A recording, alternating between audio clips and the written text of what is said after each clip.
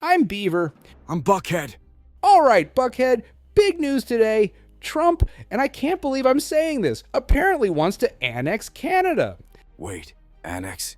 Is that like when my cousin took over my snow fort and claimed it as his own? Kind of. Except instead of snowballs, it's trade agreements, pipelines, and probably a lot more fast food chains. Think less maple syrup, more cheeseburgers. What about the poutine, Beaver? Do we have to call it freedom fries with gravy and cheese now? I don't know, but this could get wild. Let's see what he actually said. The leader of the Conservative Party in Canada said, under no circumstance will Sorry. it ever be the 51st Then he state. maybe he won't win, but maybe he will. I don't care. You had suggested that Listen, you're I don't care what he considering- says. But Sir Lopez, you said you were considering military force to acquire Panama and Greenland. Are you also considering military force to annex and acquire Canada? No, economic force, because Canada and the United States, that would really be something. You get rid of that artificially drawn line, and you take a look at what that looks like, and it would also be much better for national security. Don't forget, we basically protect Canada. But here's the problem with Canada. So many friends up there. I love the Canadian people, they're great. But we're spending hundreds of billions a year to protect it. We're spending hundreds of billions a year to take care of Canada.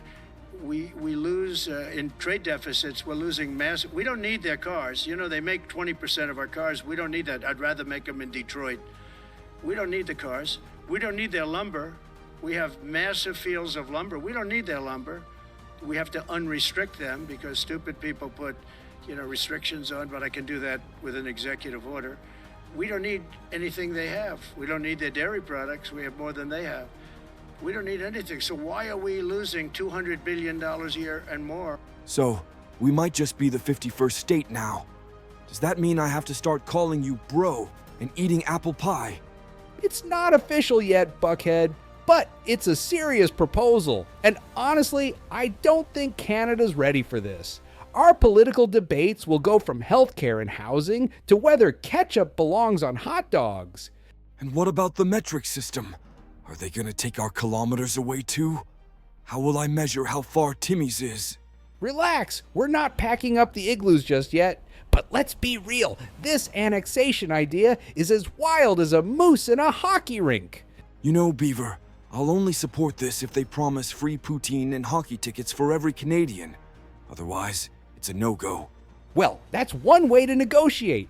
Let's just hope this stays as a bizarre news story and not a real plan, eh?